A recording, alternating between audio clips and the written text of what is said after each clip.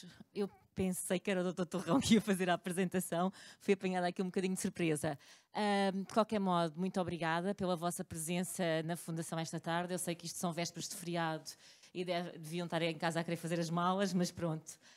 Estamos aqui porque o assunto é importante e porque aproveitámos a presença da doutora Maria Fernanda Estrela em Macau, de passagem, também ela numa visita de turismo, mas fez-nos o favor e a honra, e deu-nos a honra ao mesmo tempo de estar presente aqui na Fundação para nos falar sobre um tema que ainda não é um tema muito explorado em Macau, mas que não deixa de ser um tema importante e cada vez com mais incidência, infelizmente, no universo estudantil. Por isso, como a doutora Maria Fernanda Estrela nos foi trazida até à Fundação pelo nosso amigo e colaborador de tantas outras aventuras aqui na Fundação do Dr. Torrão, eu penso que ele é a melhor pessoa para fazer a apresentação em termos curriculares. A mim resta-me apenas, em nome desta instituição, agradecer mais uma vez a presença e agradecer a vossa presença também aqui hoje. Muito obrigada. Isto já funciona? Já. Boa tarde a todos, em especial também ao Sr. Representante da Direção de Serviços de Educação e Juventude, uma vez que parece-me que a maior parte das pessoas, ou quase todas, percebem português, a conferência será então em português. E o tema será dificuldades de aprendizagem específicas, dislexia. Dislexia é uma palavra que parece muito complicada e, de facto, antes de ter lido o livro da doutora Fernanda Estrela e ter conversado com ela, para mim, dislexia era uma criança que provavelmente teria problemas visuais.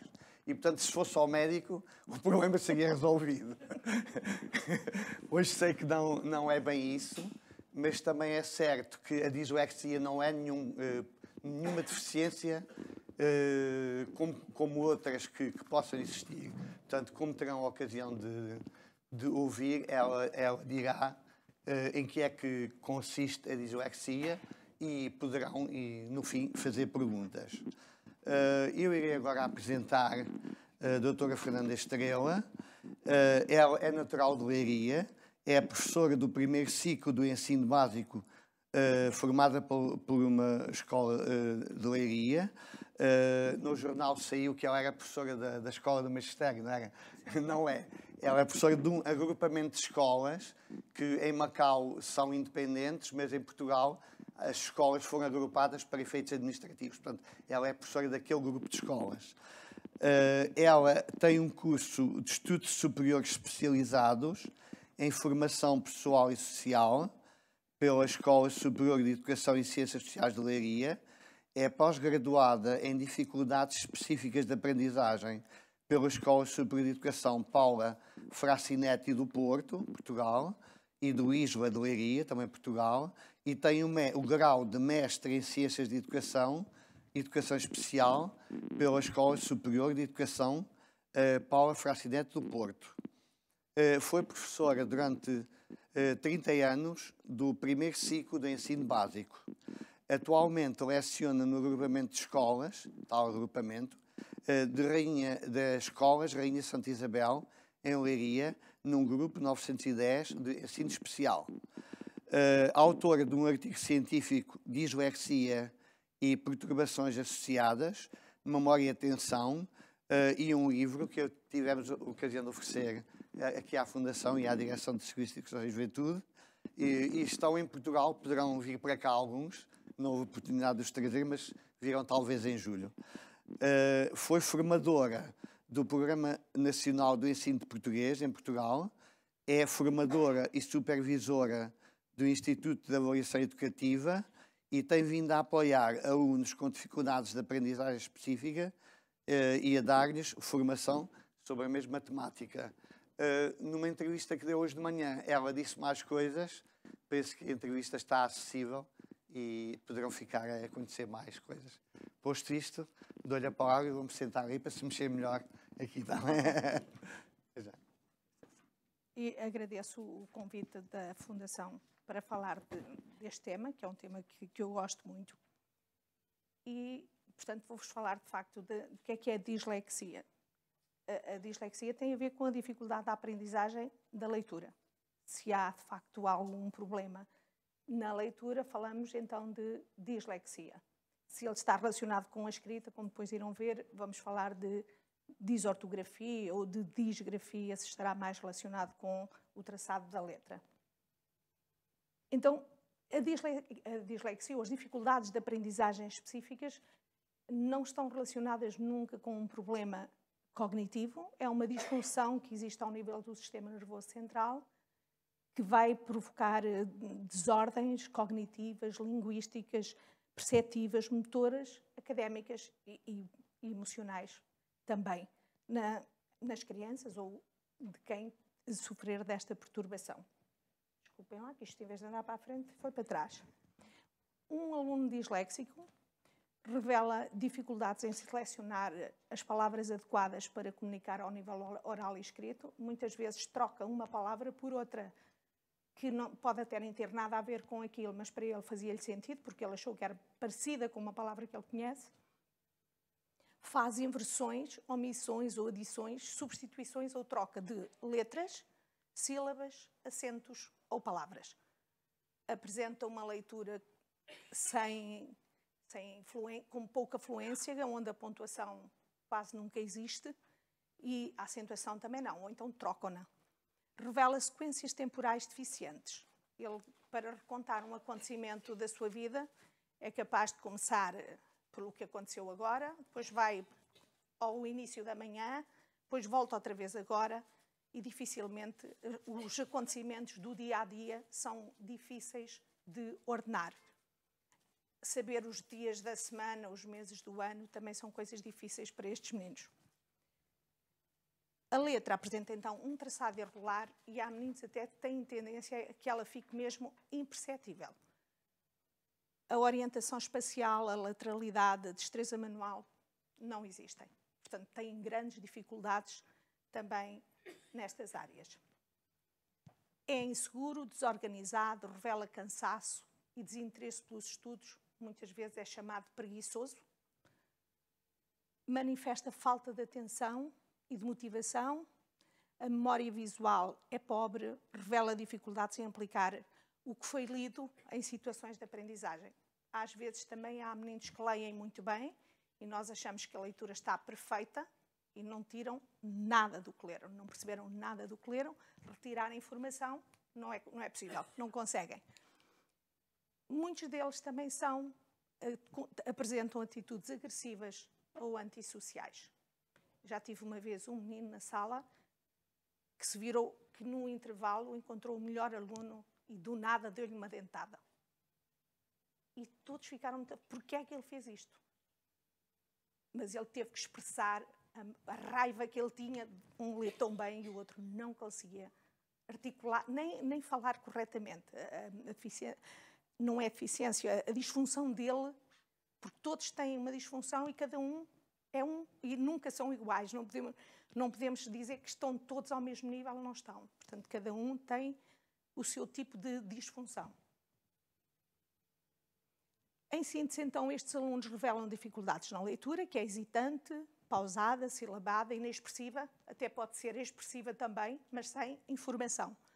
A grafia é irregular e indefinida, e na escrita temos problemas ao nível da ortografia, onde acontecem muitos erros parecidos com os da leitura, também pode acontecer na sintase, e o texto aparecer com uma estrutura simples, incoerente e sem coesão. Portanto, no cotidiano escolar temos meninos com dislexia, ao nível da decifração e da compreensão, com erros de disortografia, ortográficos, de pontuação e os da sintase, a disgrafia, com o traçado irregular da letra, e também temos alguns que também têm a discalculia, ou então têm só a discalculia.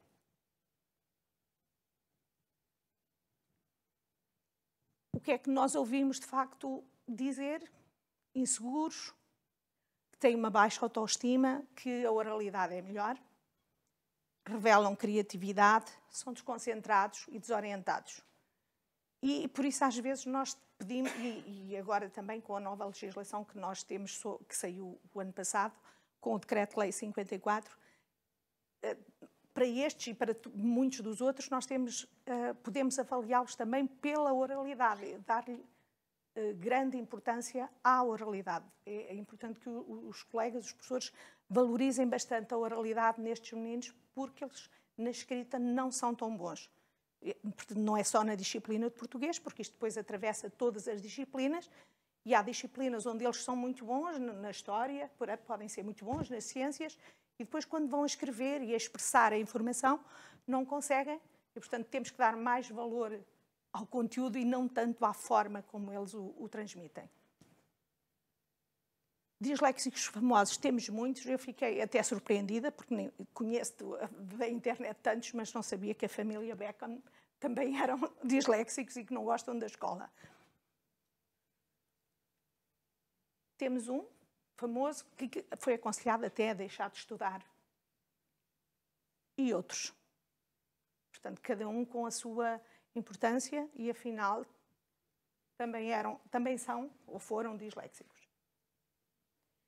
Então, voltamos então agora e focando então a investigação científica, porque os autores referem que a dislexia se aplica a qualquer criança que manifesta as dificuldades na aprendizagem da leitura, mas não tem qualquer deficiência auditiva, visual, motora, intelectual ou emocional. Podemos falar de dislexia adquirida, que ela pode ser adquirida depois de terem aprendido a ler. Pode acontecer um acidente, e já aconteceu. Há pessoas que deixam de ler, podem ter tido um acidente e a leitura acabou, a leitura e às vezes a escrita. Ou uma dislexia de desenvolvimento, que é uma dificuldade que vai persistir relacionada com a leitura, em que o nível intelectual é normal, é de origem neurobiológica e é hereditária. Eu falo aqui de 3 tipos de dislexia. A mais comum de todas e que nós encontramos muitas vezes é a dislexia fonológica, que está relacionada com o processamento da consciência fonológica e portanto, tem muito a ver com o processamento do som. É muito importante a maneira como as crianças articulam o som, mas também é muito importante que elas abram muito bem a boca para que o som e os movimentos das letras saiam corretamente. Às vezes há meninos que falam e que não abrem, os lábios mantêm-se sempre assim fechados, não é o que eles dizem, porque a boca não abre. Portanto, falamos, a maior percentagem, temos estes meninos da dislexia fonológica. O déficit magnocelular está relacionado com o processamento visual, que há bocado o Dr. Torrão falava, que pensava que era um problema visual. Existem, sim, de facto, problemas visuais, transtornos ao nível do processamento da informação, das vias sensoriais, causada por uma lesão nas células gigantes magnocelulares, e daí o nome de déficit magnocelular, portanto, que tem a ver com o processamento visual. E este déficit aqui é responsável pelas confusões visuais. Muitas vezes os investigadores, eu li artigos de uns acham que é mais visual, os outros acham que é mais fonológico. Eu acho que eles às vezes precisavam de se juntar e cruzar a informação, porque às vezes elas estão relacionadas uma com a outra. Depois temos o déficit cerebelar, e este também acontece. Também já tive meninos a conseguirem a estarem a ler sempre com uma leitura silabada, e que nós às vezes estamos a pensar, não consegue retirar daqui nenhuma informação. E ele conseguia retirar a informação de tudo o que lia, contudo não conseguia fazer uma leitura fluente. E continuava com a leitura silabada. E nós trabalhávamos, melhorava um bocadinho, mas quando apareciam palavras novas, um texto diferente, voltávamos à leitura silabada. E aqui tínhamos um problema que estava relacionado com a automatização da leitura no cerebelo. Voltamos outra vez, portanto, a outros investigadores que apontam para outro tipo de dislexia que está relacionada com o déficit cerebelar. Portanto, esta falta de capacidade para automatizar as competências na leitura e às vezes até na coordenação motora, a fazer um exercício físico, acontece com estes meninos. Eu já tive alunas Era uma aluna que ela iam fazer um exercício de educação física em que eles iam todos em fila e ela levava os colegas todos à frente, mas chegava cá à frente, não sabia para onde é que tinha de virar e o colega tinha acabado de virar. Mas ela chegava cá à frente, dava mais uma volta e ia em sentido contrário. Virava sempre ao contrário, mesmo que levando o colega ali, está a ver, mas chega lá, desorientou-se completamente. E tinha o exemplo na frente, mas não conseguia encontrar o caminho correto. Então temos aqui então, o exemplo do que é que se passa no cérebro de um normoleitor. O normoleitor usa o hemisfério direito para o processamento da leitura, portanto, quando da leitura, ele usa toda esta parte direita, enquanto que o cérebro do disléxico não tem esta parte ativada e daí ele tem que usar o hemisfério esquerdo para fazer encontrar o caminho da leitura. Portanto, se este caminho está diferente, o processamento da informação está a acontecer ligeiramente mais devagar. Por isso, às vezes, eu falo depressa para todos os meninos, uns apanham a informação e o outro perdeu-a, porque eu andei depressa demais. Não, tenho que ter cuidado e parar um pouco, conseguir perceber pelos sinais dele que ele não está lá e não conseguiu apanhar a informação.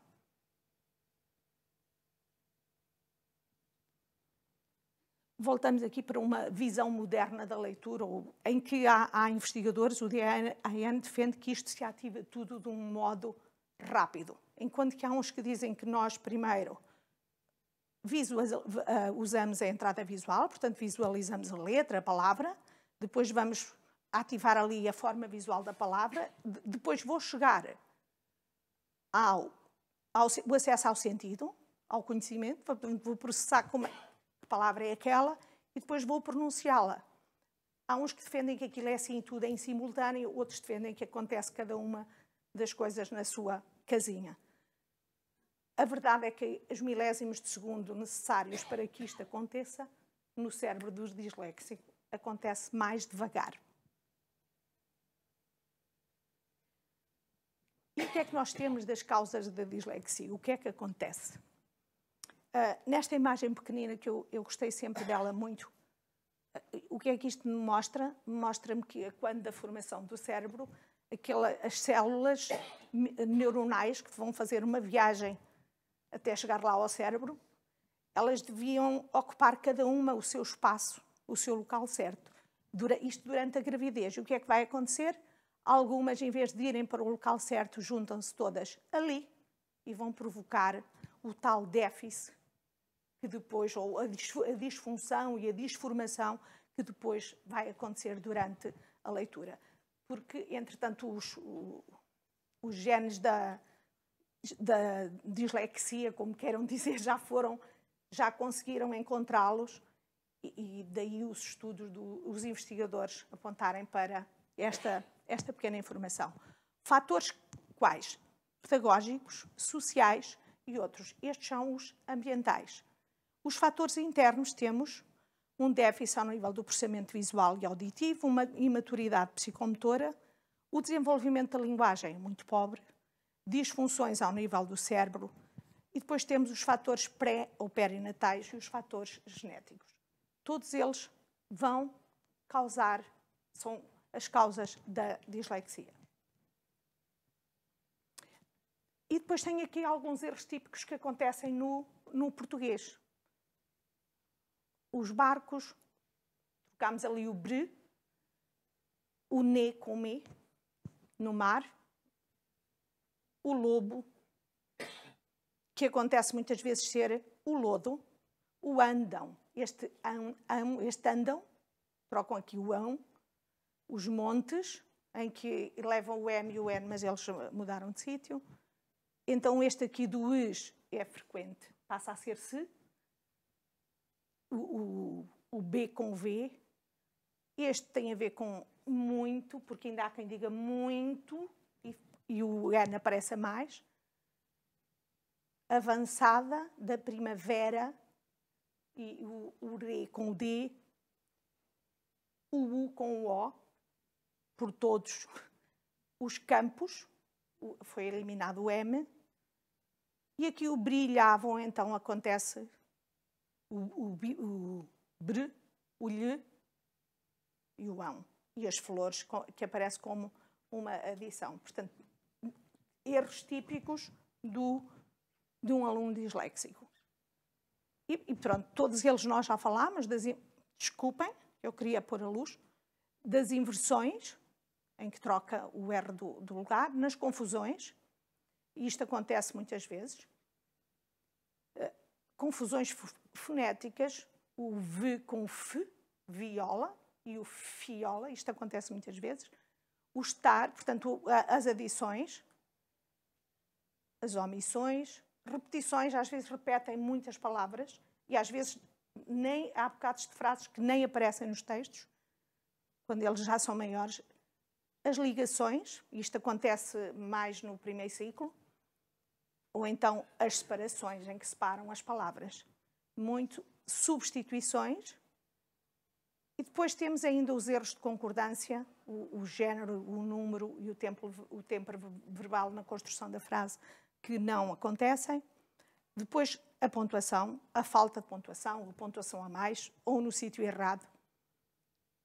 Assimilações, acentuação, também, às vezes eu digo, falta aí um acento. E eles colocam lá o acento num sítio qualquer. Nem procuraram o lugar onde é que ele devia estar. Ele estava lá.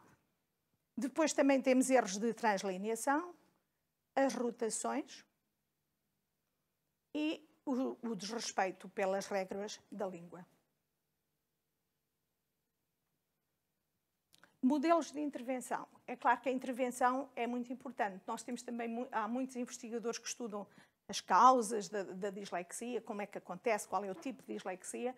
E ainda há uns 2 anos há um investigador muito famoso que tem investigado bastante, é francês, o Franck Ramos, esteve em Lisboa e eu estive numa conferência onde ele estava e eu estava curiosa. Ele investiga tanto sobre causas, então, e como é que se faz com estes meninos? Não, porque eles têm um centro de investigação onde fazem muitos trabalhos com eles. E ele dizia, não, essa parte não fazemos investigação sobre o que é que se faz com eles, como é que se trabalha. Essa parte não fazia ideia nenhuma. Sabia muito sobre as causas e as consequências, mas o trabalhar com eles, pronto, não era mais difícil. Portanto, é preciso sabermos identificar estes meninos, identificar que tipo de dificuldades é que ele tem. A doutora Helena Serra tem um livro que escreveu com outro colega sobre a identificação destas dificuldades, em que nós podemos analisar e identificar as áreas emergentes, as áreas fracas e as áreas fortes, e a partir daí fazermos o trabalho com os alunos. Então, temos um tipo de intervenção multissensorial, que é em que trabalhamos a leitura, a escrita e a matemática, e a par temos que trabalhar também a psicomotricidade, o esquema corporal, lateralidade, a orientação espacial ou a orientação temporal, a percepção visual, auditiva e rítmica, a memória, a atenção, a motricidade ampla e fina. É claro que ele pode não ter todas estas áreas mais fracas. Poderão acontecer só algumas e nós devemos trabalhar as fracas e as que estão mais emergentes. Depois também temos um modelo de intervenção centrado só na leitura, em que se aposta mais no desenvolvimento da consciência fonológica, no treino da fluência, no ensino do uso da linguagem, da gramática, do vocabulário, rotina na aplicação das competências da leitura e da escrita, e tem que ter um ensino sistemático e direto. É claro que o programa de intervenção funciona se ele for implementado por um professor que tenha formação nesta área, porque se o professor não tiver formação nesta área, vai estar ali a ensinar, mas também não sabe quais são as áreas que estavam fracas para trabalhar em paralelo.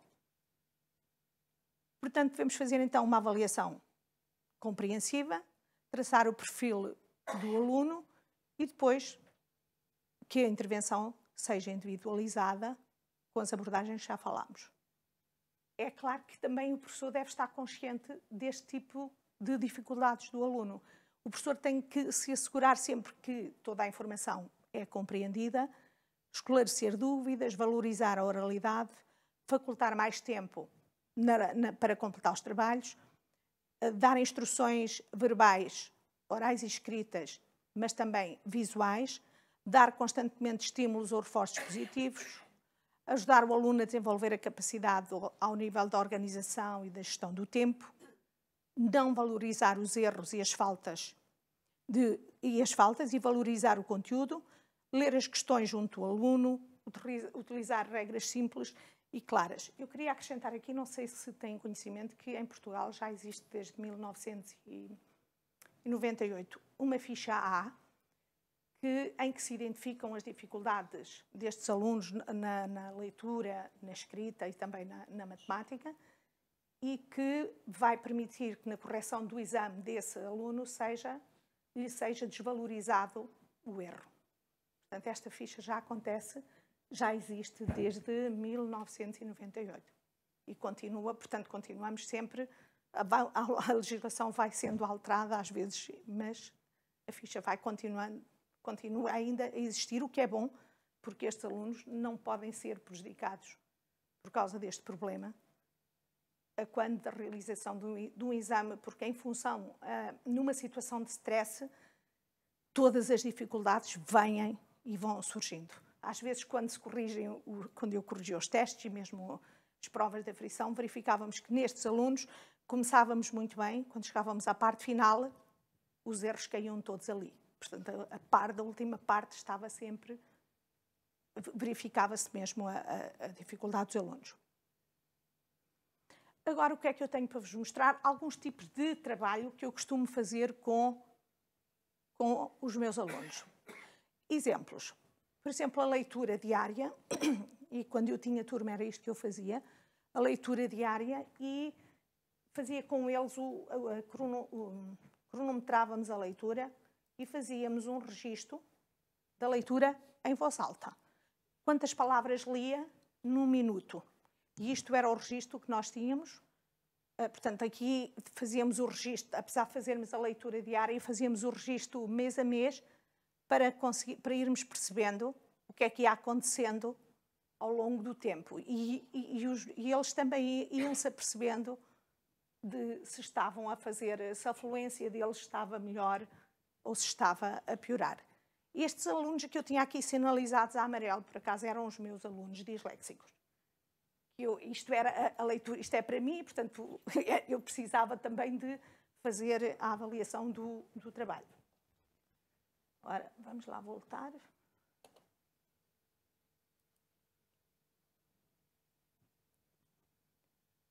Portanto, era uma turma com muitos, era. O registro do tempo, portanto, o número de palavras, eles tinham de reler as palavras, portanto, registavam os erros. Era mais fácil registá-los no computador, acompanhar a leitura e depois ia-lhes mostrando e eles viam o tipo de erro que davam e voltávamos a fazer exercícios com essas palavras para depois voltarmos a ler o texto e verificarem que a leitura tinha melhorado. Portanto, construíamos listas de palavras com o mesmo formato silábico, fazia com eles e com os de agora também faço muito a sopa de letras, e o registro dos erros também, portanto, e a correção dos erros. Como é que eu faço a correção dos erros com eles? A sopa de letras, eu uso um programa, eu não sei se conhecem o programa, é um programa da internet, o Puzzle Maker, que me permite colocar lá as palavras que eles erram e às vezes uso a partir daqui das palavras que eles erram ou com o tipo de erro que eles constroem e vou fazendo muitas sopas de letras a partir desse programa. Faço as sopas de letras, depois faço com eles um exercício de memória com aquelas palavras e depois no final costumo-lhes arranjar também um labirinto e porque esse programa, o Puzzle Maker, me permite construir vários tipos de labirintos e vou fazendo mais fáceis, mais difíceis, depende também dos alunos que tenho. E a partir deste tipo de exercícios eu consigo trabalhar a orientação espacial, trabalho a leitura, a escrita, a percepção visual e eles trabalham muitas coisas ao mesmo tempo, fazendo uma sopa de letras que muitos deles acham que é um passatempo. Mas um passatempo que está cheio de objetivos que estão a interferir no seu trabalho.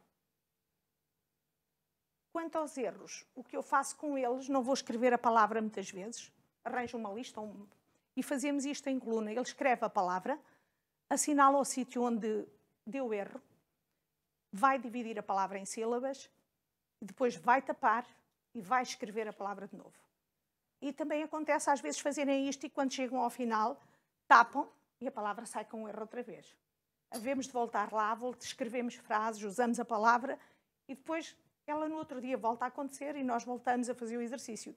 Assinala, divide em sílabas e escreve sem tapando, usando a memória.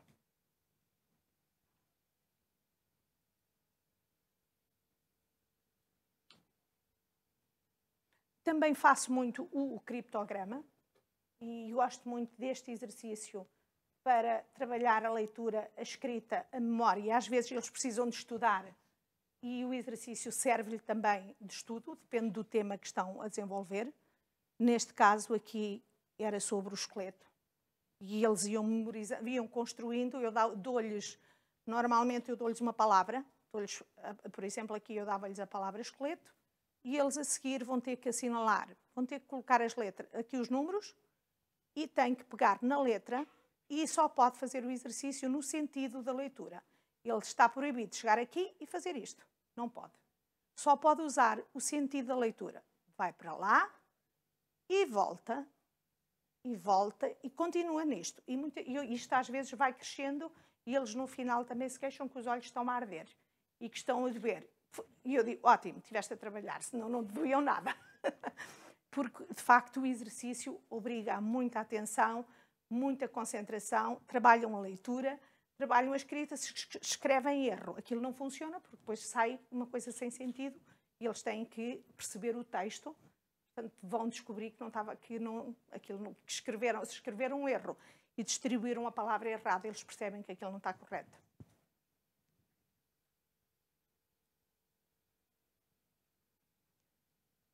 Ora, e depois também uso um tipo de exercício que eu ouvi falar num estudo, num congresso, e descobri que os meus alunos gostavam muito de fazer isto, que o cálculo mental desenvolvia a mesma área do cérebro que a da leitura. Então juntávamos as duas coisas. Eu fazia um exercício e neste exercício eu tenho 100 contas. Não lhe arranjo contas que sejam difíceis, eu quero que eles façam um cálculo mental rápido, e vão estando concentrados. Às vezes alguns faziam isto rapidamente, outros demoravam 15, 20 minutos, mas o objetivo era exatamente que estivessem atentos, que estivessem a desenvolver a atenção, a memória e também a parte lá do cérebro, que está relacionada com a leitura e, portanto, trabalhávamos ao mesmo tempo a matemática. E depois também os exercícios rítmicos, a percepção visual, fazer diferenças.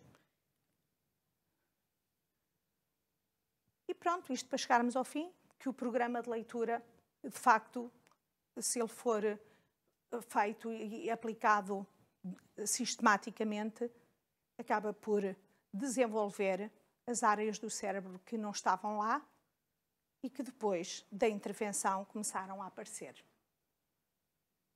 Isto segundo uns estudos de Scheibitz, já há muitos anos que ela apareceu com este estudo e que eu gosto sempre de animar, às vezes os encarregados de educação ficam muito preocupados se este problema vai ficar.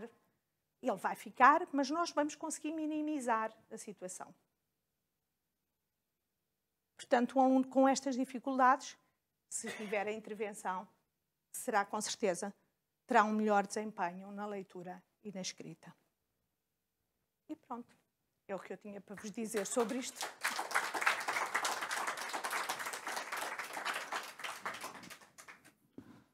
Então, se quiserem fazer alguma pergunta, eu começo. Não é preciso. Tá bem, eu ia fazer, mas pode fazer já então. É o seguinte, apresentou aí vários tipos de erros, como trocas, omissão, prolongamento.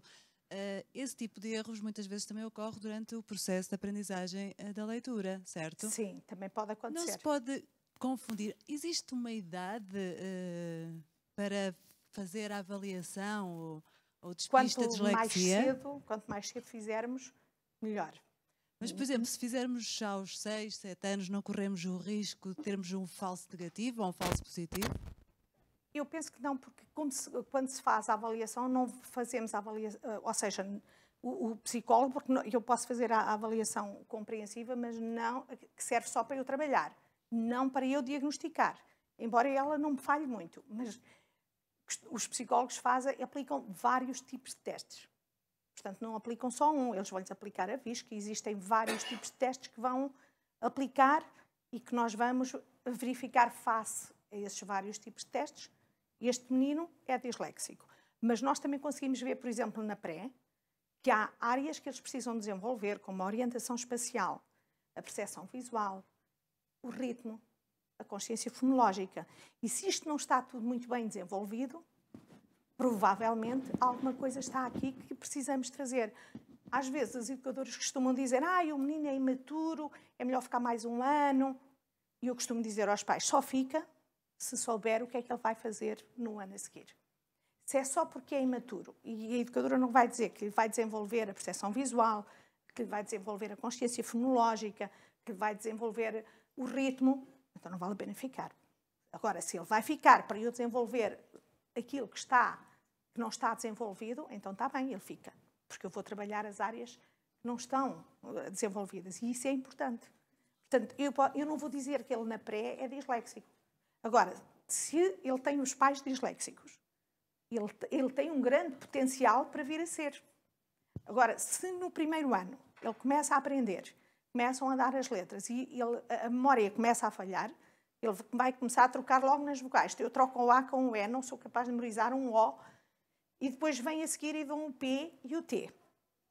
E aí logo aqui vem um erro, e culpa também dos manuais e das editoras, que apostam muito naquilo que se vende, no PT e no PT.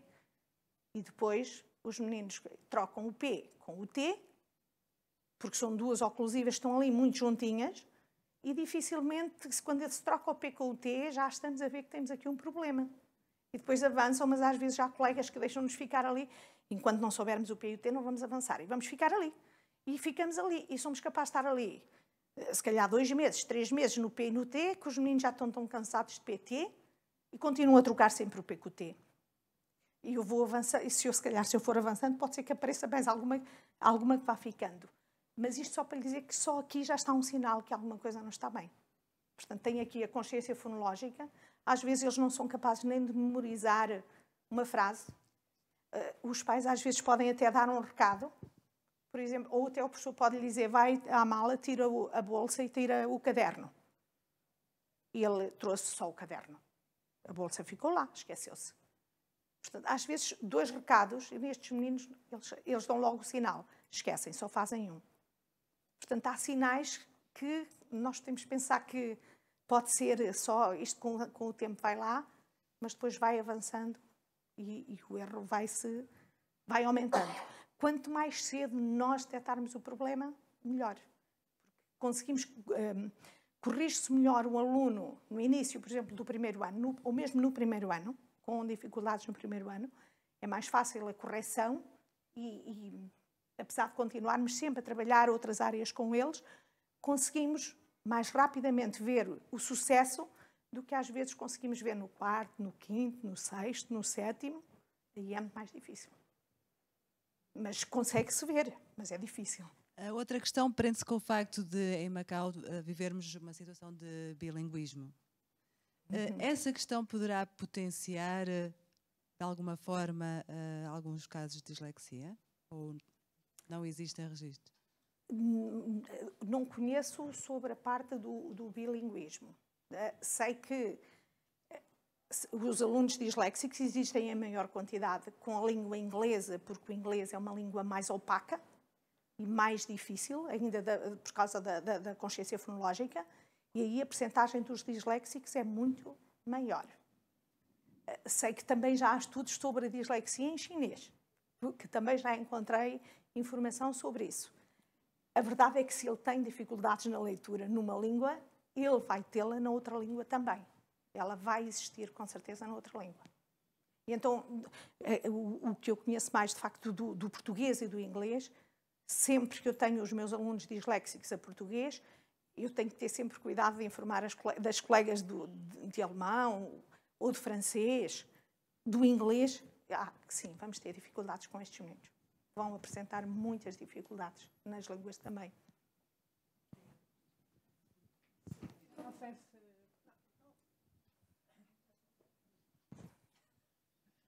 Eu não sei se não vou, talvez, ajudar um bocadinho a questão que foi posta à colega.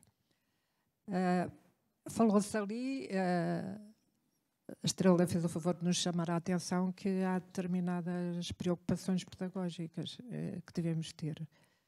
E eu trabalho nesta parte do ensino especial há muitos anos e acho que houve uma enorme evolução em Portugal, porque nós passámos, enfim, no 25 de Abril não havia nada. Eu estava nessa ocasião no Ministério da Educação e lembro-me que havia 13 terapeutas no país, em Portugal. Quer dizer, eram assim números que eu tinha posse deles. Haviam 13 terapeutas da fala. Não havia nenhuma terapeuta que fosse capaz de fazer um diagnóstico da dislexia. E, contudo, os meninos estavam nas escolas a aprender. E havia vários métodos escolares. E havia, por exemplo, um método que ainda hoje se usa, que é o método da aprendizagem global da palavra, que eu não discordo dele, mas chamei muita atenção nessa ocasião. O método global não pode ser feito sem ter a certeza que garanta à criança a visibilidade da palavra. E há 40 anos ele era feito com canetas Bic. Escrevia-se a palavra grande, mas com canetas Bic. E uma criança que tivesse uma dificuldade de visão, até que fosse pequena, que fosse 1/3 de visão, já não vou para o 10º, não é? 1/3 de visão, ela não via a palavra, não via o meio envolvente, não via a aprendizagem global que se pretendia. Por isso, as pessoas que estão a usar ou que pretendem reforçar a leitura através da visão global terão que utilizar canetas grossas com boa legibilidade, preto ou azul escuro. Porque isso fez, talvez entre 30 a 25 anos, muitos problemas falsos de dislexia. E eu submeti um dos meus alunos a uma observação dessas e depois, passado talvez uns 10 anos, estava na Gulbenkian rodeada de 4 pessoas que me tinham feito a observação do miúdo e esse miúdo já era advogado, já falava 3 línguas e escrevia 3 línguas. E eu não o interrompi, porque não estávamos num meio tão familiar como hoje, mas tive vontade de dizer, esse miúdo que podia ter ficado rotulado de disléxico, fala hoje 3 línguas e escreve 3 línguas, ou 4, eu conhecia-o, tinha tirado um curso superior e por isso dou os parabéns que se tenha feito uma evolução tão grande em termos de diagnóstico, mas tem que ser mesmo um diagnóstico sério, por isso convido a Estrela, se é que eu posso ter essa capacidade, de vir mais vezes a Macau.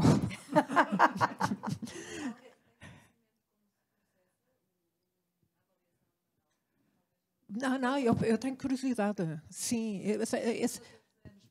é que é uma coisa, eu já não sou nova, mas eu acho que aprender até morrer e morrer sem saber. Eu tenho curiosidade.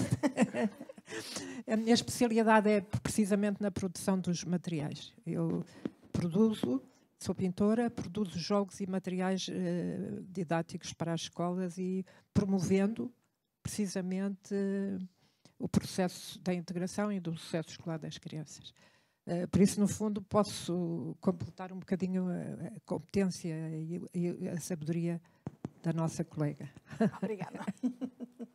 Eu gostava só de acrescentar aqui uma coisa do método global, que, de facto, para os alunos disléxicos não é nunca aconselhável o método global e que o método global está proibido, por exemplo, em França. Foi um dos métodos que foi proibido em França. Porque para estes alunos nós precisamos muito, muito valorizar a consciência fonológica. É fundamental ter consciência do som para conseguir depois ouvir, perceber e pronunciar.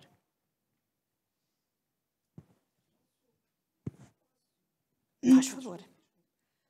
Posso falar um bocadinho? Eu estou atordoada com tanta informação que não tive a oportunidade de digerir. Felizmente apareceu o Einstein e o pintor, ajudem-me, quem era o pintor que aparecia no Leonardo da Vinci. O Leonardo da Vinci. E eu, se fosse mãe ou familiar de uma pessoa com este tipo de disfunção, ia bem mais descansada para casa. Porque, afinal, pode ser gênio sendo essa coisa toda. Certo? Exatamente. Inteligentíssimos e isso. Certo? E agora, também sobredotados. A questão que eu coloco é esta. Nós hoje não vivemos o tempo da problematização. Qualquer criança que não obedeça aos cânones estereotipados, que não obedeça a um programa de ensino feito por um Estado que sabe pouco de crianças, está feito ao bife. Se nós temos, e eu há bocado falava-lhe sobre isto, se eu ainda estava num mundo onde a dislexia era tratada ao nível do ensino básico, depois disse-me, ela já avançou, e eu pergunto-lhe, já vai até ao secundário? E disse-me, não vai ser instituída no secundário, Não, mas já está. E até já está. E até já está nas escolas superiores. Agora eu pergunto-lhe, se assim é, e se a doença é uma doença crónica, digamos assim, precisa de um tratamento constante ou imunológica, não é daquelas autoimunes, então nós vamos ter alguém que nos ajude a vida toda. Nunca vamos ser autossuficientes. Estaremos sempre dependentes de uma bengala. Não, se calhar vamos conseguir encontrar os caminhos e sabemos como é que vamos conseguir lidar com este problema. Chega uma altura em que nós sabemos, era como eu dizia com a minha aluna, quando ela trocava o PT, era o pai Telmo. Ela trocava o P porque era o P e o T. E às vezes ela encontra palavras difíceis que têm logo as duas, têm o P e o T, e ela fica ali atrapalhada com a palavra, não percebo, mas ela depois a seguir vai dizer devagarinho e vai descobrir. E é isto que é preciso. Que eles descubram o caminho de como resolver. E não, eu vou ler aquela palavra de qualquer maneira e no final não percebo nada do que é que estou aqui a fazer. Não consigo ler, não consigo compreender, não consigo avançar. Portanto, eles precisam de saber encontrar o caminho para resolver a sua situação. Como é que acha? A outra pergunta que tenho para lhe fazer é esta. Como é que acha que a Escola da Ponte, que é um projeto que não tem nada a ver com o projeto que nós estamos habituados a lidar, lida com estes problemas? Porque naturalmente também estará lá. Pois, com certeza que vai tentar também resolvê-los. Eu não sei como é que a Escola da Ponte trabalha. Não conheço esse método de trabalho da Escola da Ponte. Portanto, eu estar a falar dele e dizer como é que ela vai resolver, eu estou para aqui a inventar. Portanto, não conheço. Não conheço. Acredito que também resolva estes problemas e que não mande os meninos embora. Não será que a dislexia, ela normalmente Ela vai se manifestar logo assim que a criança no início da idade escolar. No início da idade escolar. E eu pergunto, não pode ser isto uma rejeição natural da criança a um espaço que lhe é estranho? A saída de casa, novos colegas, um meio que é hostil a maioria das vezes. Nós sabemos o que é o bullying, por exemplo. Não será esta uma reação? Ou então eles até podem muito bem ser escolhidos por Deus para ser diferentes e por que não aceitar essa condição? Sou eu a filosofar. Pois. Eu acho que a dislexia é recheada de casos de sucesso. Isto é, um miúdo bem acompanhado e detectado de início, provavelmente ao fim de algum tempo, fixa a sua forma de funcionar e é um caso de sucesso. O que não quer dizer que não existam casos mais difíceis e que se vão prolongando. Felizmente para todos nós. Quando eu falo no ensino superior, Eu sei que existe o gabinete do dislexia e vou falar daquilo que tenho ouvido estas colegas que trabalham com os alunos. O gabinete não está lá, se calhar, para ensiná-lo a resolver a situação. Se calhar é para o apoiar, porque naquela altura o aluno disléxico não se identifica, não vai dizer junto dos colegas, ele está no ensino superior a dizer eu sou disléxico. Se calhar precisa de apoio psicológico, precisa que não lhe seja valorizado o erro, porque ele escreve com muita dificuldade. E é preciso que lhe seja valorizado o conteúdo e não a forma. Certo? E é neste sentido que este gabinete está lá para apoiar este aluno. Porque os que lá chegam agora podem ter sido apoiados, mas se calhar nas escolas não existe ainda hoje lá o professor especializado naquela área que o vai apoiar o tempo todo, porque eu sei que existem muitas escolas em Leiria e não são todas que têm lá o professor que acompanha, por exemplo, como eu, 30 e tal alunos, do 5º ao 9º ano, e que estou a trabalhar com eles nesta área. Portanto, porque nem todos os agrupamentos funcionam da mesma maneira. Portanto, a minha diretora também me podia dizer, não, tu não vais trabalhar só com esses, vais trabalhar também com os outros. E distribuir os que lá estavam pelas outras colegas. Porque é ela que manda, não é? E eu obedecia. Mas eu sugeri e ela concordou que eu fizesse assim, porque se calhar o melhor para eles é que seja assim. Que, já que eu tenho esta especialidade, eu trabalho com estes e as outras colegas que têm outras especialidades trabalham com outros. Mas isto não funciona em todo lado assim. E porque também as especializações vão acontecendo e vão acontecendo muitas formações, mas também não são todos que lá vão. Não são obrigatórias, portanto só vai aprender quem quer. Eu não tinha assim mais nenhuma pergunta, mas tinha uma outra. Na minha idade... Não. Na minha idade eu comecei a ser disléxico outra vez. Outra vez, e esse é um problema que me passou a preocupar. Se calhar tenho que fazer alguns testes. Olha, quem sabe. Eu também sou disléxico. Quero saber quando. Diz que não leem, não percebem, podem ler, até podem ler bem, mas ao fim do que leram, se lhes perguntar o que é que leram, não sabem explicar. A mim acontece-me exatamente a mesma coisa. Explico-lhe porquê. E agora vão dizer que eu sou disléxica, digam à vontade. Eu, quando quero ler qualquer coisa em voz alta, é porque sou a isso chamada, certo? Portanto, agora pediam para ler um texto qualquer e eu lia-o. Mas o meu empenho era todo em direção ao outro, ou seja, eu queria não me enganar, ver exatamente as letras que lá estavam e dar-lhe uma intuação adequada, de maneira a chegar ao outro o melhor que eu pudesse e soubesse. Logo, aquilo que eu percebia do texto ficava zero. Porquê?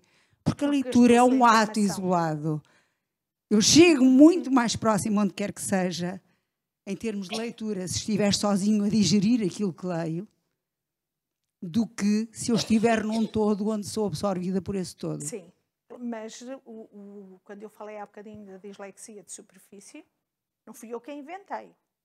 São investigadores, neste caso até eram israelitas, que uma informação que eu li, que de facto a dislexia de superfície existia, portanto era a dislexia relacionada com a compreensão da informação, e diziam mesmo, estes são os mais difíceis de detectar, porque não havia testes para nós os diagnosticarmos. A dislexia de superfície é mais difícil de conseguirmos diagnosticar, porque não temos como. Nós sabemos que o aluno tem dificuldades de compreensão, mas se calhar pode ser relacionadas com outras coisas, portanto outras áreas vão ter que ser desenvolvidas. Até eu chegar aqui para eu pedir que este aluno seja diagnosticado e detectado relacionado com isto, é difícil. É claro que é difícil para o professor, é difícil para o encarregado de educação, é difícil para todos, para percebermos, porque estes são de facto os mínimos que existem. Existem menos, mas existem. Porque existem muitos, nós temos lá às vezes na sala, eles leem muito bem, eu às vezes peço aos pais para os ouvirem ler, mas não ouçam só, porque às vezes os pais pensam, nós vamos fazer o exercício de leitura e vamos ouvir o menino ler, ele até leu muito bem. Pois leu, mas eu não olhei para o texto que ele estava a ler. Eu não vi que ele omitiu tudo quanto era is, que, o, em, não faz importância nenhuma, foi só uma palavrita ou outra. Fez todo o efeito na compreensão. Certo? Às vezes eu preciso de acompanhar a leitura, mas eu tenho que estar a olhar para o texto e ver, e eu às vezes sugiro que não façam mais nenhum comentário. Eu costumo dizer aos meus alunos, eu corrijo a leitura, eu vou lendo contigo, quando a palavra faltar eu digo e tu repetes, e continuas. Mas eu tenho que preparar isto antes com ele. Ele já sabe que isto vai acontecer. Ele está a ler, faltou o i, eu disse i, ele voltou atrás, repetiu e continua. Porque se eu fizer algum comentário, se eu disser, estás-te sempre a enganar, pronto, estraguei tudo. A compreensão foi-se toda. Estraguei o trabalho todo que estávamos a fazer até ali. Portanto, nós temos de combinar antes como é que isto acontece. E eu às vezes peço aos pais também para fazerem este tipo de exercício com eles, porque se nós não trabalhamos a leitura com estes meninos, o gosto pela leitura vai-se, desaparece. Eu começo a odiar a leitura. Eu começo a ver um texto, começo a ler e na segunda linha estou a abrir a boca. Quantas vezes eu não tive meninos que começam a ler e onde é que eu vou buscar a atenção? Como é que eu vou fazer para o trazer até aqui? Porque ele já perdeu tudo quanto é o gosto, já tem uma aversão à leitura, a tudo, e eu preciso de reverter este caminho todo. Eu só gostava de chamar a atenção que nós adultos, por exemplo, o que a Fernanda agora está a dizer, do suspiro. Eu tive esse suspiro porque eu fui de Lisboa para o Porto e quando cheguei ao Porto não percebia nada do que eles diziam. Não é? Vamos, boa, e eu... Estavam as pessoas a fazer o ditado e eu pensar que era outra língua. Passei de repente dos 3 erros aos 20 e tal, não é? Para mim foi um problema a escrita por causa disso. Não? E então arranjaram-me um explicador e eu não tinha sono, mas para toda a vida eu fiquei com falta de ar. Que é uma coisa que eu não sei explicar porquê, mas há determinadas situações na minha vida que eu tenho falta de ar e com aquele professor eu tinha falta de ar e ele foi dizer ao meu pai que eu tinha sono. Pronto, isto é... Mas é uma realidade, não é? Não, era comigo, eram explicações individuais e eu realmente chegava ali, queria respirar e não conseguia. E há outra coisa também que eu gostava de dizer, que o trabalho da Fernanda é ótimo, nós devemos de socorrer-nos de pessoas assim, mas nós, como simples professoras, devemos ter muita confiança nos nossos alunos e observar os seus pontos fracos e os seus pontos fortes. É como se fosse uma balança. O que é ponto forte vai compensar o ponto fraco. E quanto mais eles evoluem na sua idade e quando chega à adolescência, eles autocorrigem-se.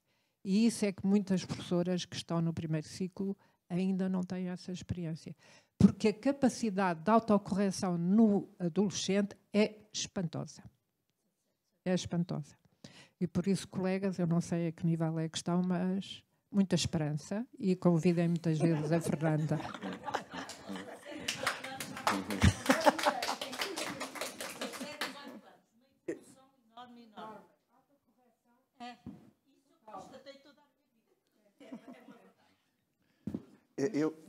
Eu queria fazer 2 perguntas, mas uma já foi feita, que era a relação da dislexia com as línguas. Portanto, já referiu. A outra, que não falou aqui praticamente, mas que refere no seu livro, como é que as famílias podem colaborar para ajudar a ultrapassar essas dificuldades. Creio que no livro diz mais qualquer coisa.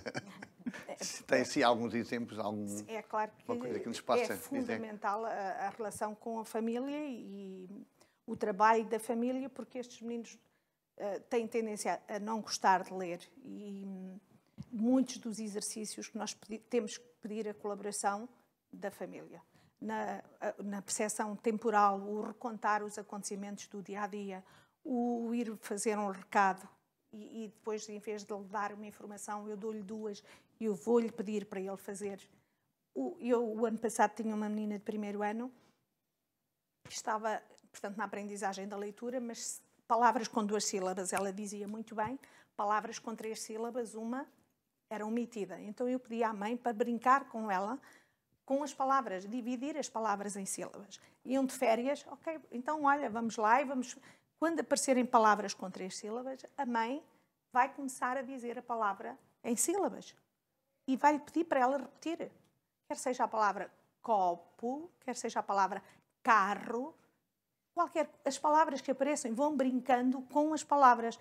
Porque às vezes o articularmos bem as palavras, o brincarmos com eles, com as palavras, estamos também a desenvolver a consciência fonológica, até o trocar uma sílaba de um lugar para o outro, construir pseudopalavras. E estes jogos ajudam, às vezes os pais fazem muitas coisas com eles, até a brincar, quando brincam com eles, e estão a ajudá-los a desenvolver as áreas que eles precisam também. É fundamental que os pais colaborem connosco no trabalho com os meninos. A leitura das palavras que apareceram agora com os novos programas, inicialmente também me deixavam assim um pouco assustada, mas ajudam muito os meninos. Às vezes uma sílaba antes, uma sílaba no meio, uma sílaba no fim, e estamos a trabalhar consciência fonológica, consciência silábica, intrassilábica, e é fundamental para estes meninos. São palavras sem sentido.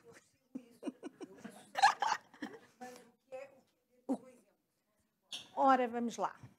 Vamos lá pegar na palavra carro. E vou-lhe juntar uma sílaba no início. Pode ser bacarro.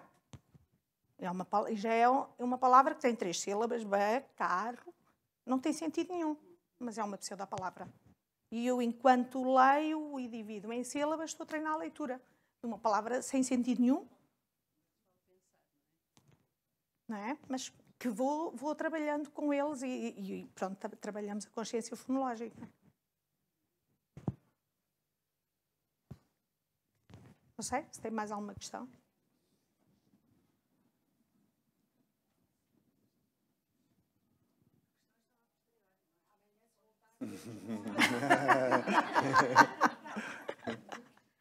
Pronto, se não houver mais nenhuma questão, agradecimentos à doutora Fernanda Estrela, à Fundação Rui Cunha, que nos deu mais este momento de enriquecimento cultural, e obrigado a todos por terem vindo. Muito obrigada, foi um prazer estar convosco. Obrigado. Obrigada.